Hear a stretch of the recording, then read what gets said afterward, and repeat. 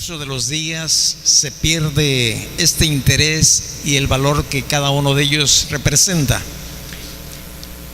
Y hemos estado estudiando la semana pasada con respecto del valor de nuestros hijos.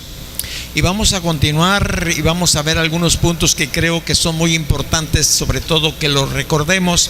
Hay cosas muy buenas que hemos olvidado nosotros como padres compartir, enseñar, instruir a nuestros hijos. A lo mejor de algunas que le voy a mencionar, usted ya las conoce, ya las sabe, pero posiblemente se le haya olvidado enseñárselas y estar persistiendo en que su hijo los aprenda. Nosotros tenemos mucho tiempo visitando esa zona de la Huasteca veracruzana. Ahí hay una iglesia de Grupo Amor. Y algo que siempre me ha maravillado es que cuando llegan los niños, hacen algo que no veo en muchos lugares. No importa la edad. A veces el niño empieza a caminar, ya lo trae mamá o papá de su manita.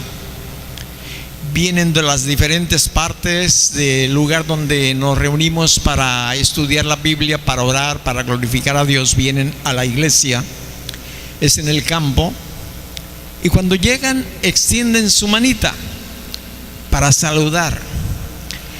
Y había una particularidad que generalmente cuando el niño tomaba la mano, procuraba invertir la mano del adulto que estaba saludando. Es decir, si uno saluda así, ellos procuraban hacer que la mano del adulto quedara en esta posición, porque luego se inclinaban y procuraban dar un beso, aunque solamente quedaba una pequeña indicación de algo que ellos hacen en su casa, con papá, con mamá, o con el abuelo, o con un tío. Pero poco a poco se perdió, por decirlo así, la práctica de llegar hasta darle el beso. Pero todavía queda la costumbre de que los niños al saludar motivan a que la persona adulta, y los adultos también, como ya saben, inclinan un poquito su mano y ahí termina el saludo y una pequeña reverencia de los niños. Y costumbres como estas se han perdido en muchos lugares. De las que le voy a mencionar, puede ser que alguna de ellas usted la recuerde. Por ejemplo, del saludo de buenos días. Lo vimos la semana pasada en un video, ¿verdad? De este ensayo que hicieron para ver cuántas personas saludaban, daban buenos días, pedían las cosas por favor y daban gracias. Y bueno, realmente creo que se ha perdido mucho el saludar, buenos días, aunque lo hacemos con los que conocemos o cuando llegamos a una casa, pero generalmente creo que lo hemos olvidado cuando llegamos a un negocio y estamos atendiendo o alguien nos está atendiendo en cierta oficina. Creo que perdimos ya la habilidad de decirle buenos días. La otra es de pedir por favor.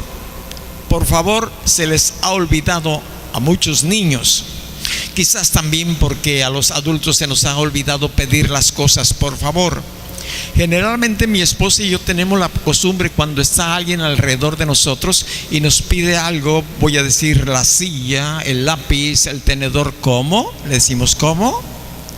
Pues el lápiz, ¿cómo? No te alcanzo a oír, para tratar de resaltar que tiene que pedir las cosas por favor. Cuando el niño ya no entiende o no lo capta, entonces le decimos se tiene que pedir por favor. Y la otra cosa que también tenemos que enseñar a nuestros hijos y a todas aquellas personas que podamos ayudarles es a dar las gracias, ser agradecido, aunque las cosas no hayan salido bien, como a veces te ocurre a ti y a mí, ¿verdad? Que no nos atendieron como deberíamos nosotros ser atendidos. Tenemos que ser sabios, entendidos en dar gracias, no corresponder con la misma moneda. Decirles también gracias a la persona. Otra cosa que yo he notado, y quizás usted papá también, es la interrupción que los niños hacen a papá o a mamá o a cualquier otra persona que está ocupada. No se esperan a que se desocupe. No se les ha enseñado, ha faltado este tipo de cultura. Pueden venir los niños y a veces hasta los adultos a interrumpir una conversación, no esperando o tomando un lugar oportuno para aplicar o para pedir o para preguntar o para tratar de hacer lo que se procura hacer.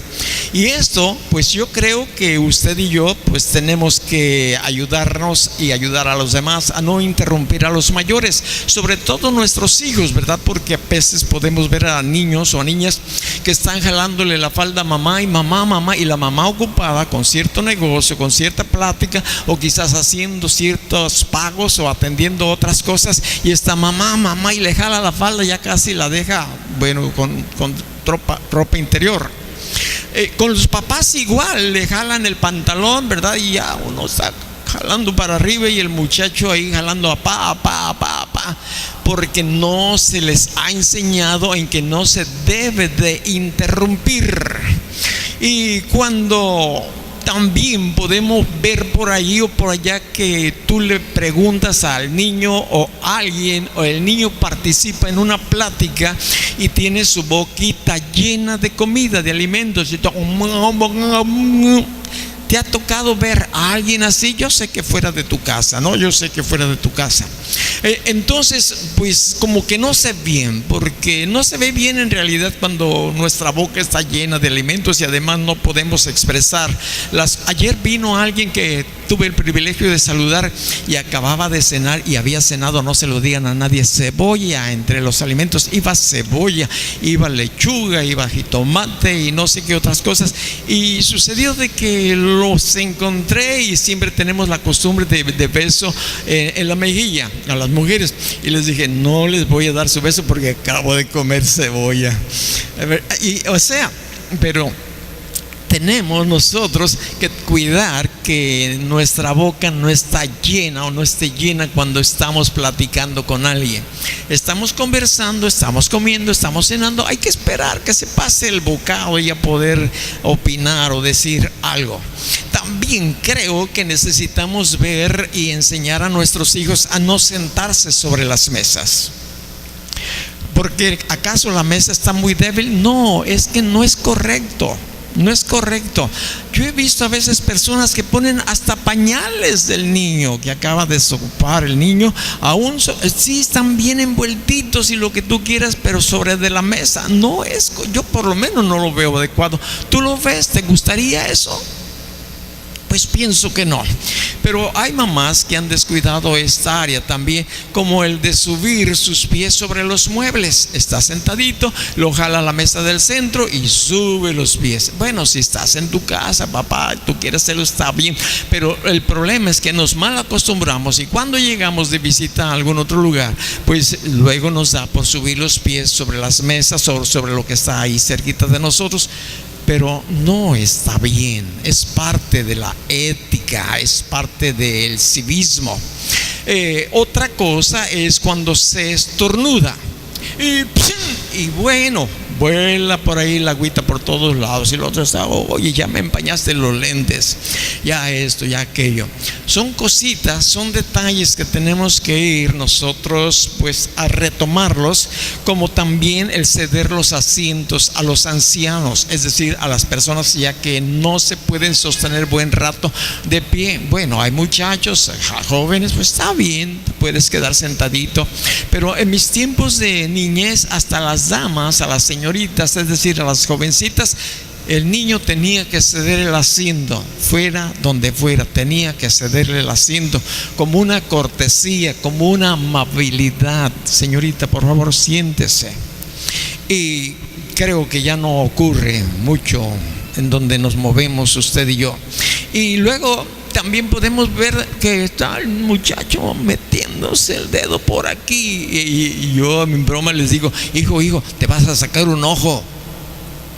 Sí, yo sé que a veces hay que meter el dedo para sacar lo que está ahí pegado, pero pues hay que hacerlo de una manera discreta cuando estamos en casa, o nos vamos por ahí de una manera escondida y procuramos, pero así frente al público y el niño está ahí, y bueno, pero son cosas que parecen, bueno, que no son muy importantes, pero es de la misma manera como cuando se les enseña a los niños lavarse las manos antes de comer, como no poner los codos sobre la mesa cuando se está comiendo. Es otra de las cosas que uno tiene que evitar, que los niños pongan sus codos sobre la mesa cuando se está comiendo. Niño, baja los codos de la mesa, generalmente nos decían los mayores.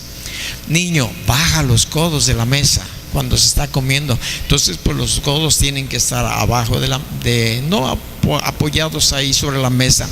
Y mucho que se ha perdido la puntualidad. ¿Cuántos de ustedes llegaron? No levanten la mano, pero ¿cuántos llegaron después de las 9 de la mañana que ya había empezado el servicio? Esa se llama impuntualidad. Cuando es de vez en cuando, pues se considera, pero hay personas que tienen la costumbre de llegar tarde. Yo ya conozco quiénes son las personas que tienen la costumbre de llegar tarde. Y por esa razón dejamos un lugar adecuado para usted en la parte trasera. Por eso se pone una cadenita allí para indicarle que una vez, la cadenita se pone cuando empezamos el tiempo de la adoración, porque no queremos que alguien venga y te diga con permiso, y tú estás adorando a Dios, estás viendo ahí la presencia de Dios en tu vida y te sacan de esa relación que tienes con Dios, que estás adorando y alguien viene y te dice oiga, con permiso, o cualquier otro. Hay que cuidar esto. Entonces les ponemos esa cadenita y ya cuando salimos del tiempo de la adoración, pues ya platicamos o hacemos lo que se tiene que hacer.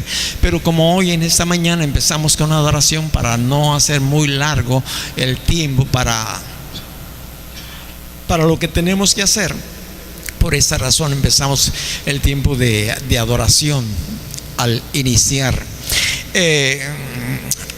¿Han escuchado ustedes esta palabra qué? Mi hijo Luis, ¿qué? ¿Lo han oído usted? Creo que no es lo correcto para contestar qué, ¿verdad? ¿Qué? Y usted, papá, sé que le dice, no se dice qué, se dice, ¿cómo se dice? Mande usted, ¿verdad? Y pues hay que repetirlo una y otra vez a los niños. Y también, como estamos viendo en el video, hay que ponerles el ejemplo a nuestros niños. En ocasiones, aquí a la hora del tiempo del culto, de la reunión, generalmente no les pedimos que entren con alimentos, pues, para conservar los asientos más limpios, para que cuando usted llegue no encuentre café derramado por ahí. Les pedimos que lo tomen afuera. Las galletas también, o lo que traigan, no hay ningún problema. Otras veces hasta cenamos aquí, pero este es un tiempo diferente a otros tiempos que tomamos. Y entonces encontramos vasos de café, bolsas de galletas, y esto por aquí y por allá. Aunque hay cestos o hay botes para poner la basura, no la ponen ahí, la dejan en la butaca o la ponen en el piso, y bueno, cuando se barre. Pero lo que se trata es de decirle al niño, no tires basura, ponla en su lugar. Yo no sé si usted, papá, es de lo que acostumbran que desocupó la hoja del camote, del plátano, de lo que haya comprado, lo que haya tenido ahí, de la torta o la bolsa de esto, de aquello, y luego por la ventanilla la bota, o el refresco, lo bota. ¿No ha visto a alguien que haga esto? Yo prefiero que lo pongan en el piso. Si no llevo ahí a alguien, ponlo aquí en el piso. Después lo bajamos. Después lo tiro en un lugar donde no me vean. Digo, donde no me vean, porque yo lo voy a hacer, lo voy a tirar en el lugar adecuado. Ya que llegue aquí, ahí hay botes de basura, bajo lo que traigo en el carro de basura, sea botellas vacías de refresco, de papitas o de lo que se haya comido por ahí, lo tiramos, o servilletas, y lo depositamos ahí. Pero no vamos por la ventanilla aventando cosas que no debemos de aventar. Esto es lo que te quería recordar.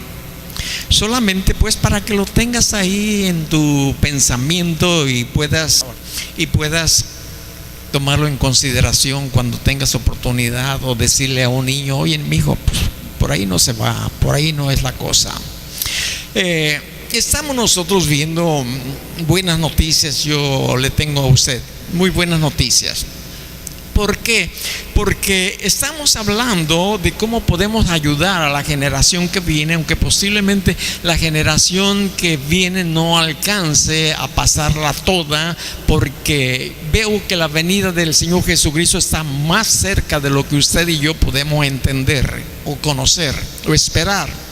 Simplemente como una orientación para usted es de que voltee sus ojos y vea cómo la nación de Israel está moviéndose a pasos agigantados con respecto de lo que encontramos en las profecías de la palabra del Señor. Pero eso no impide que usted y yo pues podamos enseñar a nuestros niños cosas que son muy, muy importantes.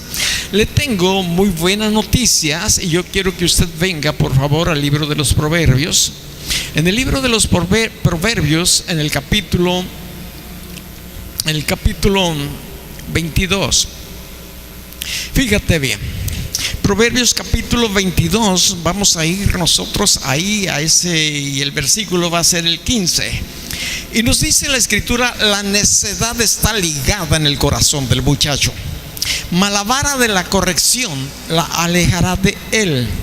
Es decir, le tengo las buenas noticias, que esta necedad que la Biblia nos dice, la Biblia nos revela que viene ligada en el corazón de cada muchacho. No hay excepción, todos nacimos con necedad. Esta es como consecuencia de la naturaleza caída que heredamos desde que Adán le falló a Dios. De ahí en adelante, al nacer, la persona ya trae la necedad ligada al corazón. Es decir, ahí viene bien, pero bien atada. Y las buenas noticias es que para corregir este defecto no se necesitará. Usted no va a necesitar un médico, usted no va a necesitar un psicólogo, no va a necesitar medicamentos. Simple y sencillamente lo que usted va a necesitar es una vara, que es lo que dice aquí. Entonces usted respire a gusto y diga: ya lo he llevado con médicos, ya lo he llevado con psicólogos, ya le hemos dado un montón de medicamentos de detente y no se frena ese chamaco. Es una vara lo que se necesita. Cuando la necedad está ligada en el corazón del muchacho, porque con la vara se desliga esta necedad en el corazón del muchacho. No es una chancla. Cuando uno no conoce a Jesús, en mis tiempos la mayoría de la gente no conocía a Jesús, en casa no conocíamos a Jesús. Mi papá sabía un poquitito porque leía un libro que hablaba relacionado a la escritura, de ahí que los nombres de mío y el de otros de mis hermanos sean nombres bíblicos. Pero no conocíamos a Jesucristo como nuestro Señor y Salvador hasta que el Señor me tocó a mí y yo les empecé a hablar a otros de esa gracia, de esa misericordia de Dios. Pero entonces los papás procuraban corregirnos como bien entendían ellos, quizás como su papá les había corregido o su abuelito, en fin. Entonces generalmente era una chancla, o era lo primero que se encontraban, quizás el palo de la escoba o de lo que haya sido, y órale muchacho, y llórale, y llórale. Pero no es una chancla, no es una piedra tampoco, porque a algunos muchachos les daba por correr y la madre o el padre agarraba lo primero que encontraba, una piedra, un ladrillo, y te las hallaba el muchacho, y a veces alumnos salían descalabrados. Pero no es ni la chancla, ni la piedra, tampoco el leño, ni sapos, ni culebras. Y eso de sapos y culebras no es que usted va a agarrar un sapo o una culebra y con eso va a corregir, no, maldiciones. Con que ahora sí, hijo de tal por cual, de tu abuelita y de tu tatarabuela, me la pagas. No es la forma. No es diciéndoles maldiciones, no. La medicina es una vara. Y uno se pregunta, bueno, ¿y cada cuándo yo tengo que usar esta medicina que es una vara? Bueno, fíjate bien, hay otra ventaja que tú puedes aprender hoy si es que no lo has sabido. Fíjate bien, no es tampoco tu hermano ni tu hermana, es decir, el hermano del chamaco, tu hijo o tu hija, porque a veces sucede que, a ver, tu hermano se portó mal, dale una aporreada. No se trata tampoco de eso. Fíjate bien, esta medicina tiene que ser aplicada cada vez que el muchacho te la está pidiendo, porque a esto es una bendición. Ni siquiera tienes tú que tomar un rol de cuando le toca el medicamento de lavar al chamaco. No, el chamaco o la chamaca te va a decir: mamá, papá, necesito la medicina. Te la va a pedir a gritos. Y como yo sé que tú eres un papá sabio, una mamá entendida, entonces tú vas a decir: ah, ya entendí, mi hijito, o mi hijito, como se le diga, ya entendí, mi hijita. Ah, ¿quieres la vara? Muy bien, ahí voy con... No, mamá, no. Ah, sí, me estás pidiendo a gritos la vara, y ahí te va la vara. Entonces, cada vez que el muchacho te pida la vara, dale la vara, porque eso te está pidiendo. Y no vas a sacarle del brinche, no vas a sacarle de ese momento que le está dañando a su corazón, porque lo tiene bien ligado, pero con una vara le vas a ayudar para que se rompa algo de esa ligadura. Pero tienes que darle siempre que sea constante, que te la está pidiendo, porque si es a veces sí y a veces no, vas a trastornar al muchacho. Porque hoy le grité a papá, va a meditar él, hoy le grité a mamá, y la vez pasada me dieron una pela que, bueno, mira, todavía traigo ahí marcado. Y ahora grito, y ahora hago lo mismo que la vez pasada, y no me corrigió, no me aplicó el varazo. Y ese es el problema que muchos padres a veces cometen, con que a veces sí, con que a veces no. Bueno, quiero decirte también algo de que otro te lo diga. El capítulo de Proverbios, capítulo 23. Esto te lo voy a decir antes de que tú lo sepas por otro lado. ¿Qué dice el libro de Proverbios, capítulo 23? El versículo es el 13. Dice la escritura: no rehúses corregir al muchacho, porque si lo castigas con vara, no morirá. Lo castigarás con vara y lo librará su alma del Seol. Bueno, aquí hay dos cosas muy importantes que usted tiene que grabarse en su corazón. Que lo primero es que no rehuses, es decir, no le saques al parche, hazlo, no rehuses. Porque va a haber personas que van a rehusar, te van a decir: no, eso es una locura. Sí, hay mucha gente que dice que la palabra de Dios es locura, y por esa razón estamos viviendo como se vive hoy en la sociedad, porque no han considerado a Dios en sus vidas. Entonces muchos te van a decir: estás loco. ¿Cómo te pones tú? ¿Lo vas a atrofiar? ¿Lo vas a tarugar? No, pues si de por sí ya está. No rehuses. Entonces gente no va a hacer caso a la palabra de Dios.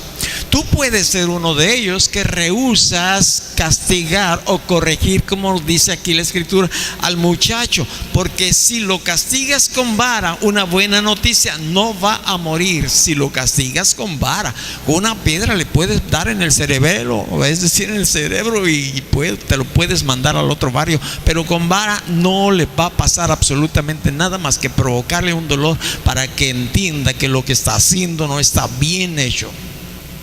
Y Dios te va a respaldar, porque tú estás haciendo las cosas conforme a la palabra. Lo castigarás con vara. Escúchame bien, en lo que va a ocurrir, un milagro. Vas a librar su alma. ¿De dónde?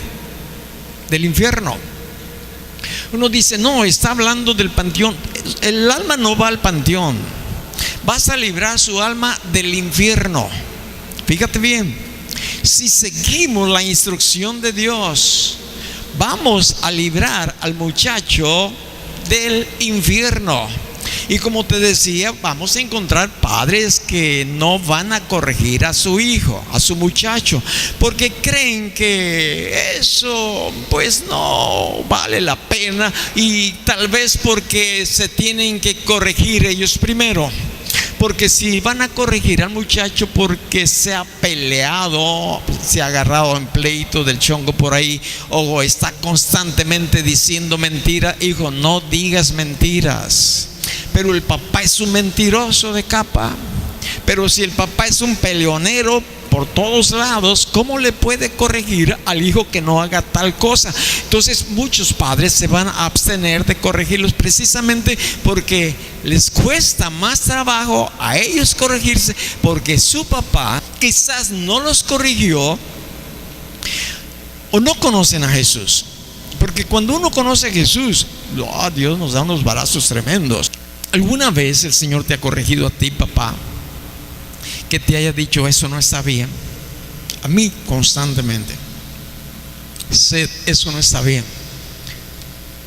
Yo sé aquí en mi corazón, porque tengo una relación con Él, porque procuro agradarle, me esfuerzo para hacer las cosas que a Él le gustan que yo haga, y cuando no las hago conforme Él me dice, Él siempre de una manera pues muy preciosa me dice: Seth, no es así, no es así. Y me cala y me duele. Entonces, fíjate bien, Dios va a empezar contigo, papá. Y si Él te muestra algo que hay que cambiar, vale la pena cambiar. Que tenemos que esforzarnos, sí, tenemos que vamos a fallar una y otra vez, sí, pero no nos vamos a quedar tirados. Quizás hasta la 400 o a la 500 vez ya está más esporádico aquella falta que tenía por costumbre hacer cada día. Ya la voy a hacer menos, ya la estoy haciendo menos, porque estoy aplicando esfuerzo para corregir lo que Dios me ha mostrado que yo debo de corregir.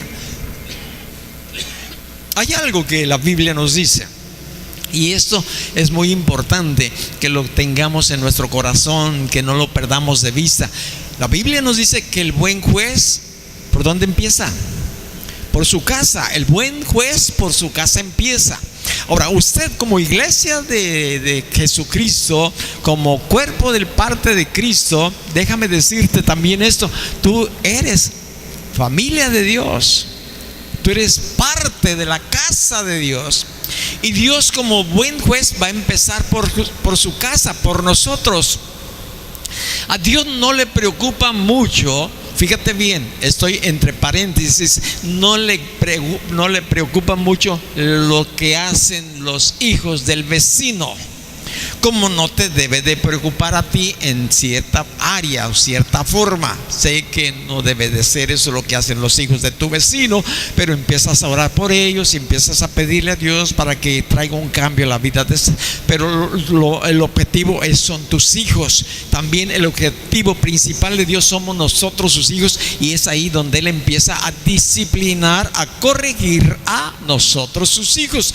No va a corregir a los hijos del vecino. A los hijos del vecino Él va a poner en práctica algunas actividades o acciones en sus vidas para que volteen sus ojos y le vean y le conozcan como Señor y Salvador. También habrá gente que no hará esto, pero bueno, esta es harina de otro costal. Dios empieza por su casa, empieza por nosotros, sus hijos, los mayores, para que podamos corregir a los nuestros, a los niños. La vara no mata, nos dice la Escritura. La falta de corrección sí mata. Es más, hasta el alma se pierde. Si tú usas la vara, tienes que usarla con amor, no con odio, como para tratar de desquitarte tu enojo porque el chamaco, la chamaca te hizo enojar y dices, ahora sí, y te recuerdas con vara. Ya tenías ahí el garrote y tú dices, la vara, ¿dónde está la vara? Y buscas dónde agarrar una vara y vienes y todavía enojado, molesto, y empiezas a azotar. No es en odio, es en amor, es en amor. Y después de esto, es bueno abrazar al chamaco o la chamaca y decirle, hijo, si te corrijo es porque te amo. Él no entiende esto, pero la Biblia nos dice que cuando sea viejo lo va a entender. ¿Quién tiene más? ¿Quiénes son los casados? Los casados levanten su mano. Gracias. ¿Verdad que nuestros padres, como nos hayan corregido, valió la pena que lo hayan hecho? Y uno dice, y así salí vaguillo o vaguilla, imagínate si no me hubiera corregido papá o mamá. No sé dónde estuviera ya, quizás hasta muerto. Pero porque nos corrigieron, nos frenaron, y quizás nos íbamos así ladrando, enojados, molestos. Pues también no conocíamos a Jesucristo, ¿no? Pero ellos lo hacían por amor, para evitar lo que está sucediendo hoy en el mundo, que hay una gran cantidad de muchachos que no son corregidos por sus padres, y por eso encontramos dentro de las organizaciones criminales jóvenes. No sé si vistes, oíste, el anciano de 104 años de edad. Lo festejaron, le pusieron ahí su pastel con números, porque ya las velitas no cabían, 104, sin ninguna enfermedad, ni terminal, en el presente ni en el pasado, una salud envidiable. Pero ya no quería vivir, y decidió el jueves pasado trasladarse a un país donde se permite la eutanasia, es decir, quitarle la vida. ¿Por qué no quería vivir? No quería vivir porque no le encontraba placer al vivir. Durante muchos años, 90 y tantos años, todavía estuvo metido en el trabajo científico en la universidad, pero los últimos años, aunque no tenía ninguna dolencia, no encontraba objetivo por el cual vivir. No le juzgo, pero el problema es cuando nosotros perdemos la brújula de nuestro caminar hacia Jesucristo. Un cristiano siempre tiene trabajo que hacer, siempre. Y si es que está sano, mucho mejor. Mi esposa hoy vino, le digo, ¿quieres quedarte? Quédate en casa. Tengo que dar la clase. Casi no durmió. Le estaban doliendo mucho sus huesitos. No, dijo, tengo que dar la clase. Y a ella la encuentras, aunque le duela, lo que le duela, adelante. Yo no digo, hay que buscar el por qué estamos aquí. Y cuando nos ponemos en el camino, siempre Dios va a tener una tarea, y cuando Él considera necesario, nos va a decir, hijo, acuéstate, ya te voy a traer, acuéstate. Este hombre, ¿por qué vivió tantos años? Quizás sus padres lo corregían, porque la Biblia hay una promesa que la estudiamos la semana pasada: serás de larga vida, serás de larga vida. Sí, quizás su comportamiento fue bueno y toda la cosa, y se cuidó, fue de larga vida. No sé si en realidad le hayan quitado la vida el jueves pasado. Pero debemos de pensar que nuestro hijo, si no es corregido, es fácil que pronto vaya al panteón o quizás al infierno. Papá, mamá y jóvenes solteros. Entonces tenemos que escoger como padres, ¿qué quieres para tu hijo? ¿No? ¿Qué quieres? Hay dos caminos, y el mejor camino es corregir al muchacho, corregirlo conforme la Escritura. La Biblia nos habla mucho de ello, y es tanto que no podemos tratarlo aquí. Tú tienes que meterte a la palabra y estudiarla y analizarla, y aunque dejes de ver todo lo demás, es basura. Esta es la vida, esto es lo que tienes que encontrar, esto es lo que tenemos que buscar aquí. Llevar que nuestro muchacho, preferible que llore aquí por un embarazo, y no que cruja los días en ese lugar de tormento donde el fuego no se apaga ni el gusano muere. Preferible que llore aquí tantito o un poquito más que despacharlo al infierno. En el libro de los Proverbios, aquí donde estamos en el capítulo 19, el versículo es el 18. Ven, acompáñame. Saca tu Biblia si no la has sacado. Dice: castiga a tu hijo en tanto que hay esperanza. Voy a repetir: castiga a tu hijo en tanto que hay esperanza, mas no se apresure tu alma para destruirlo. Es exactamente lo mismo que estamos analizando. Uno, que nunca se es demasiado para empezar la instrucción de nuestros hijos, es decir, de disciplinarlo.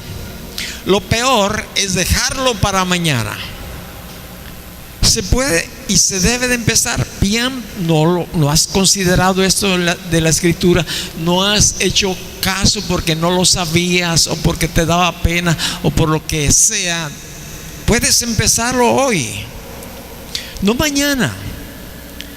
Claro que va a ser más diferente si el niño ya no está pequeño, ya es un joven, que quizás un adolescente de 18 o 10 años, o quizás un joven, pero siempre hay maneras que la escritura nos dice cómo podemos nosotros ayudar a nuestros hijos, porque de no hacerlo, en lugar de juntar, vamos a estar desparramando, que es lo que nos dice la escritura. Fíjate bien lo que le ocurrió a este hombre, si tú me acompañas al primer libro de Samuel. En el primer libro de Samuel, en el capítulo 3, lo vamos a ver esto de un punto diferente a lo como hemos visto en otras ocasiones. En primera de Samuel, capítulo 3, el versículo 12, Dios está hablando a Samuel y le dice, refiriéndose a Elí: y le mostraré que yo juzgaré su casa para siempre por la iniquidad que él sabe, porque sus hijos han blasfemado a Dios y él no les ha estorbado. Por tanto, yo he jurado a la casa de Elí que la iniquidad de la casa de Elí no será expiada jamás, ni con sacrificios ni con ofrendas. Fíjate lo que encontramos nosotros aquí en esta parte de la escritura.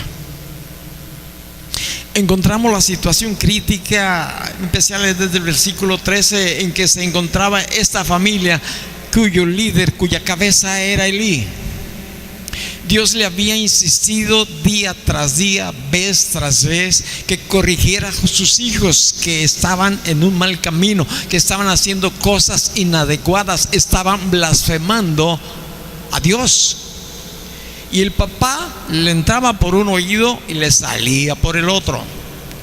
Una y vez tras vez Dios le decía, y Elí cerraba sus oídos. Ahora le está confesando, o le está declarando, le está diciendo a Samuel cuál fue el resultado de la desobediencia a la palabra de Dios, por no corregir a sus hijos. Ya habían llegado a la rayita, ya se habían brincado a un lugar donde no había retorno, donde ya el corazón de Elí como de sus hijos estaba tan obstruido de dureza del corazón, que ya no podían entender nada de Dios, ya nada. Su mente ya estaba pero bien sellada. Ahora se lo está diciendo a Samuel todas estas palabras. Las palabras, fíjate bien, que oyó Samuel vinieron ¿de quién? De Dios. Las palabras que Samuel escuchó, que Dios le dijo que ya le había dicho a Elí, es porque ya se las había dicho Dios a Elí. Voy a decirte de otra manera. Tú estás escuchando palabras de que hay que disciplinar a los hijos. Lo estás escuchando de mi voz.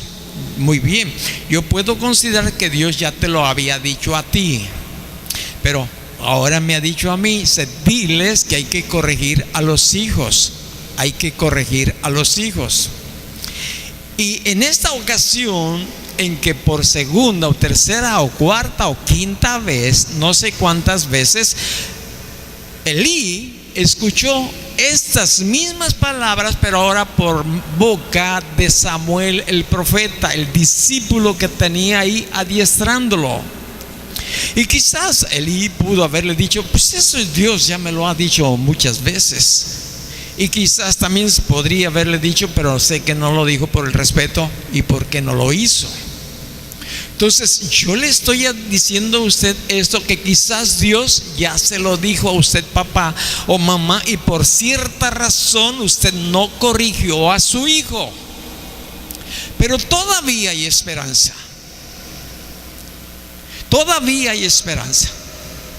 Por más cerrado que esté el corazón tuyo, papá, porque tu hijo es como es, y tú dices, es que si le digo media palabra, pastor, es que usted no sabe. Sí, sé que es por consecuencia de que no lo corrigiste antes, pero Dios dice, no es demasiado tarde. Y si tú consideras que es demasiado tarde y no estorbas a tu hijo, estás en la misma situación de Elí, que va a llegar el momento en que ni tú ni tus hijos tendrán un buen final.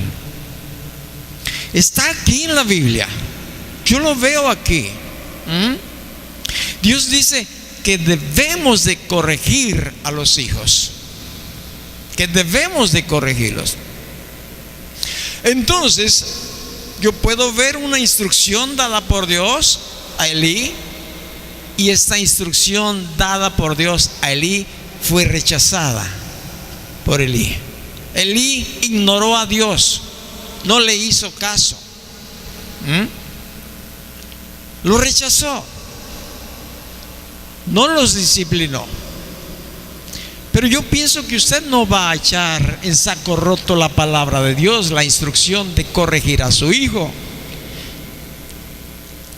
El Señor nos da tiempo, sí se puede. ¿Que nos va a costar más trabajo? Es posible que sí.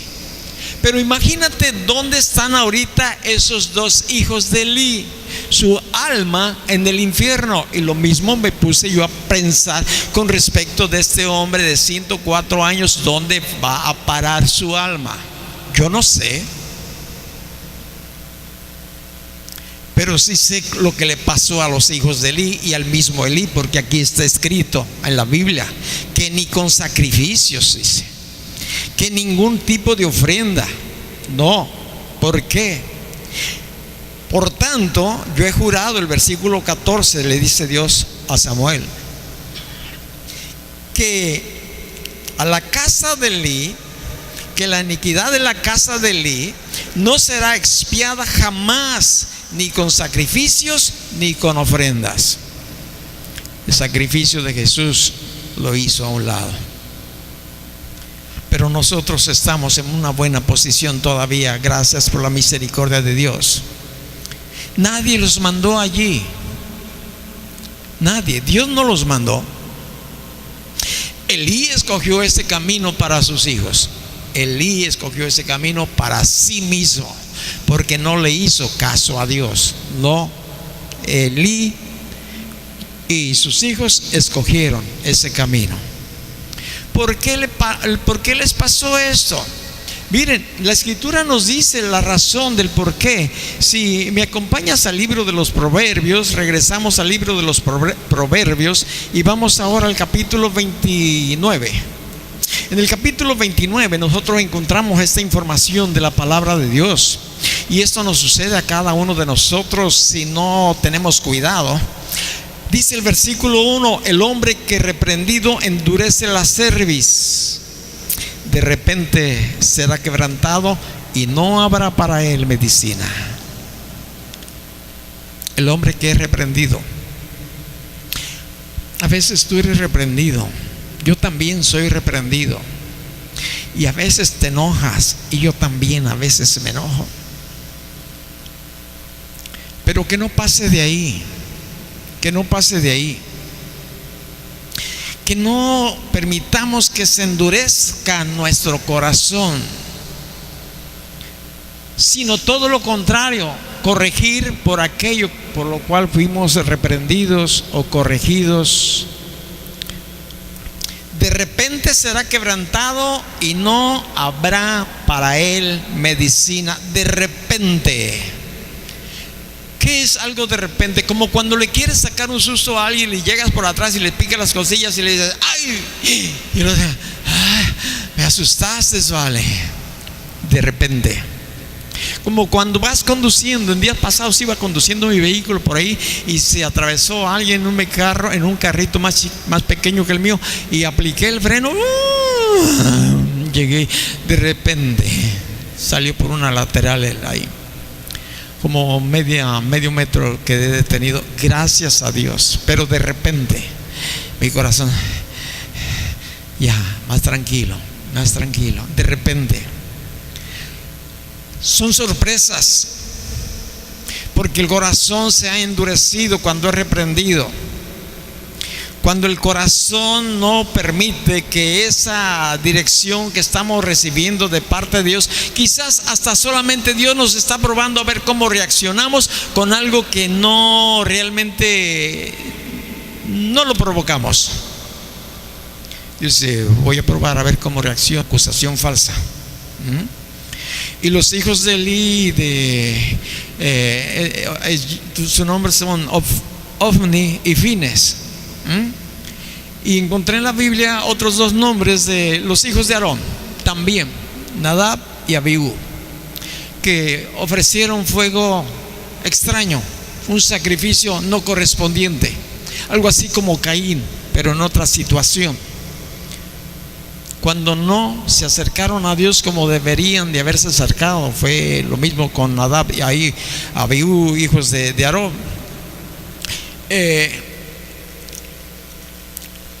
No sé si uno puede hacer todavía algunas cosas parecidas así, posiblemente que sí. Pero la buena noticia es que sí podemos salir adelante. Por más chueca que haya sido nuestra disciplina hacia nuestros hijos, sí se puede. Se puede hacer algo y mucho. Pero hay ahí en tu corazón, papá, que tú dices, no, es que realmente mis hijos son. Sí se puede. Dios te da esperanzas de que se puede. Si están vivos, se puede. Si están muertos, no se puede. Pero si están vivos, hay esperanza. Pero basta que tu papá quieras que tus hijos vengan a la luz y sean frenados. Pero hay un precio que pagar. Siempre hay un precio que pagar en cualquier otra cosa. En esto también, lógico. Una es que hay que pagar el precio. ¿Cuál es el precio? El precio que Elí no quiso pagar. Elí no quiso pagar un precio. El precio que Elí no quiso pagar es que no les estorbó.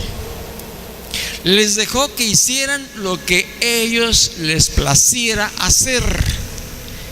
Y tu papá, lo primero que tienes que hacer es estorbarles. Hay diferentes formas, pero tú sabes perfectamente por revelación de Dios qué es lo que tienes que hacer para frenar a tu hijo de ese camino mal andado. Posiblemente te llega tarde a casa. Yo le digo que a las 10 y me llega a la 1, 2 de la mañana. ¿Cómo le puedes estorbar, papá? Tú sabes cómo le puedes estorbar. Quizás le quitas la llave de la casa, quizás, yo no sé. O si trae tu carro, quizás no hay más carro. No sé, papá, tú sabes. Tú eres el que tienes que pedirle a Dios. Y ese es otro precio que tienes que pagar. Tienes que orar. Tienes que doblar tus rodillas delante de Dios. Quizás ahora más por el tiempo que te has tardado en corregir a tu chamaco. La semana pasada una de las jovencitas, de las señoritas, dijo: ay, yo como quisiera ir al congreso de varones que está allí. Y yo volteé y le dije: sí puedes. Tómate 2 pastillas de rodillón. Y ella se rió. Y cierta vez a otra persona que venía acompañándonos, a mi esposa y a mí de Colima, Tecomán, también tenía cierto problema. Y yo le dije: tómate 2 pastillas de rodillón. Son muy buenas las 2 pastillas de rodillón, una tras de otra. Esta jovencita ya se la sabía. Aquella señora no. Me dijo: ¿cuáles son esas pastillas de rodillón, Seth? Que te hinques a orar. Esas son las pastillas de rodillón. Dobla tus rodillas y pásate un tiempo con Dios. El tiempo que tú creas necesario que tienes pasar delante de Dios. Yo no te voy a decir 5, 10 minutos, 15 minutos. Yo no sé.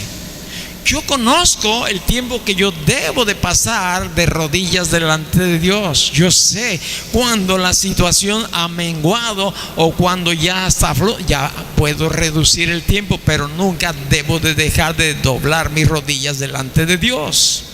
Porque en primer lugar me debe de agradar. En primer lugar yo tengo que tener un gozo delante de Dios cuando tengo un tiempo para buscarle a Él. Siempre he procurado. Cada día hay dificultades, pero siempre he procurado hacer eso. No es presunción, simple y sencillamente es porque yo amo a Dios.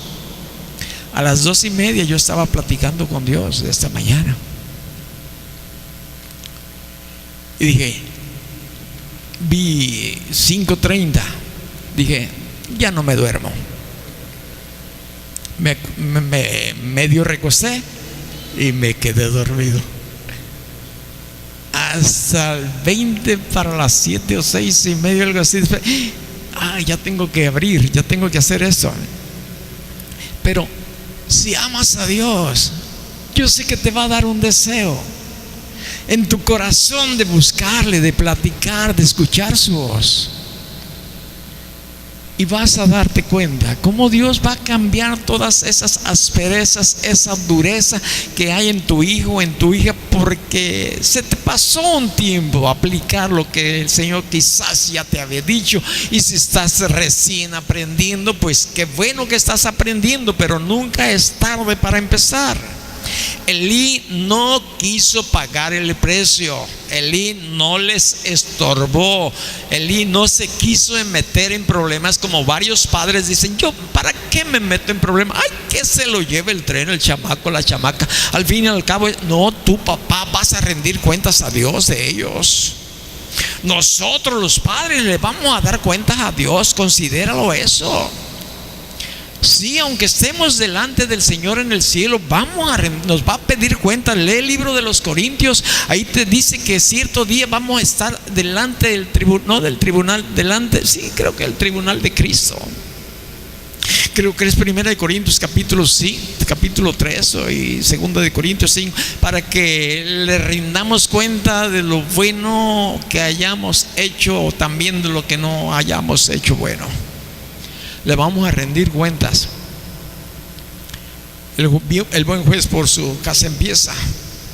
Entonces hay que estorbarles, hay que interceder por ellos. Valen la pena, son de mucho valor a los ojos de Dios. Voy a terminar con un versículo que encuentro aquí en el libro de Ezequiel capítulo 22. En el libro de Ezequiel capítulo 22 hay una exhortación de parte de Dios al pueblo. Y esa exhortación es porque el pueblo de Dios, fíjate bien, el pueblo de Dios no estaba considerando a Dios. Lo había olvidado, no lo consideraba. Tenían la palabra, pero solamente acá en la cabeza, no la tenían en el corazón.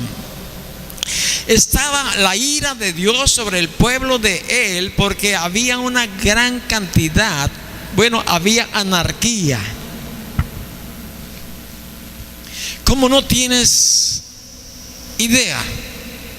Te voy a enumerar algunas cosas por las cuales Dios hizo lo que te voy a decir ahorita.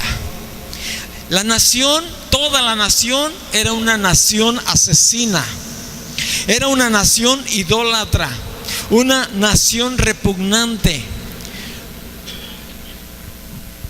una nación que despreciaba a padres, a madres, a extranjeros, una nación que abusaba de viudas y de huérfanos, una nación que tenía sexo entre el hijastro y la madrastra, el suegro con la nuera, que aún en el periodo menstrual querían tener intimidad.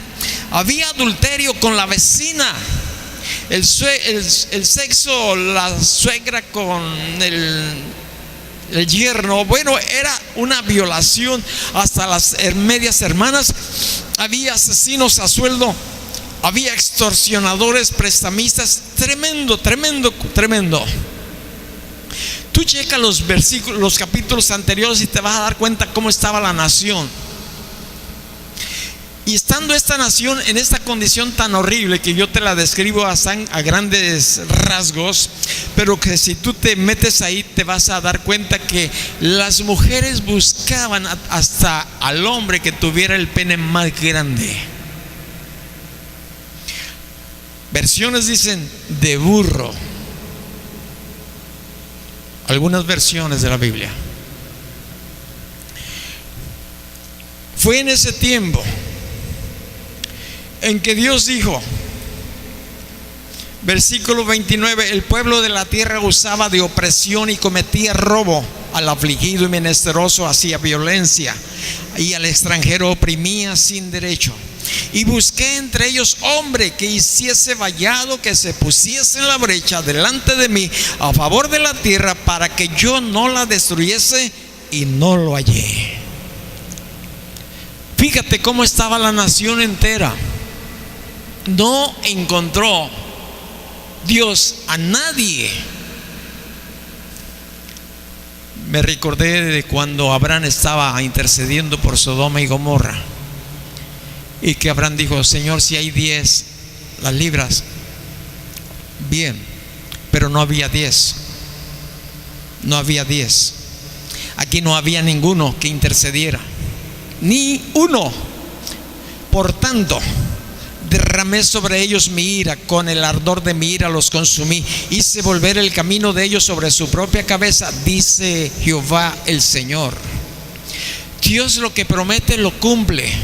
Y buscó un intercesor, buscó a alguien que hiciera vallado. No encontró.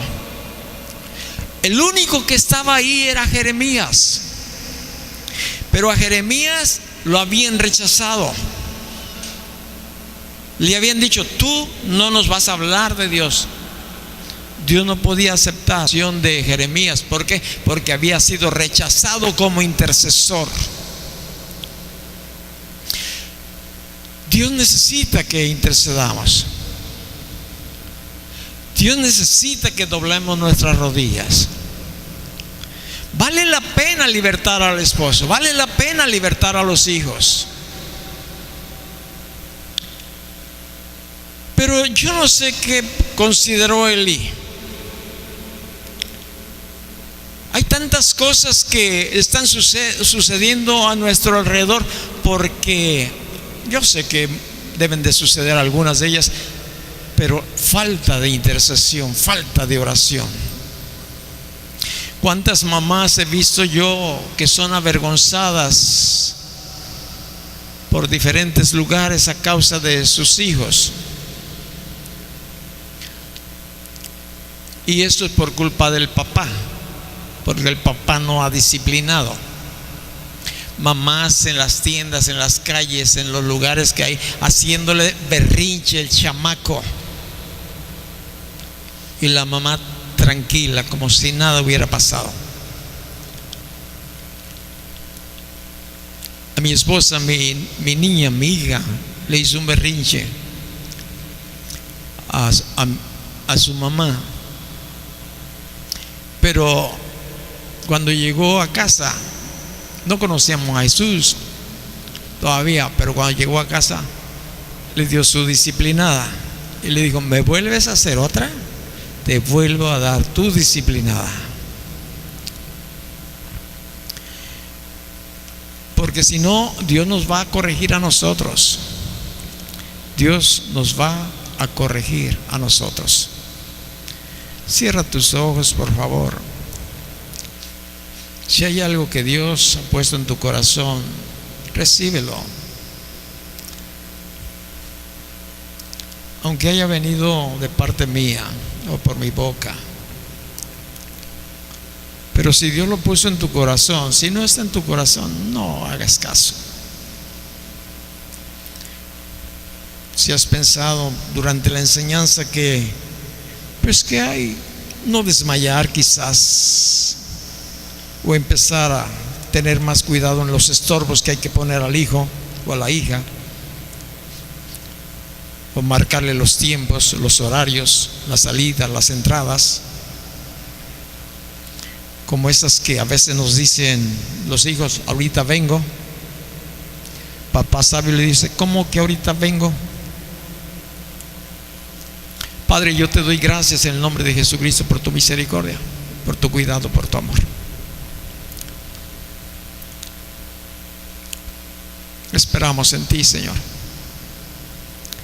Abrimos nuestros corazones para recibir de ti esa gracia que necesitamos para corregir, porque todos fallamos, todos. No hay justo ni siquiera uno. Por eso te pedimos que nos ayudes a nosotros como padres o como autoridades, oh Dios, a corregir lo que tenemos que corregir en amor tuyo, con la palabra tuya revelada en nuestras vidas. A ti te damos toda la gloria, Padre, toda la honra en el nombre de Jesús. Recíbela por medio de un aplauso, Señor. Gracias. Estamos despedidos. Dios le bendiga.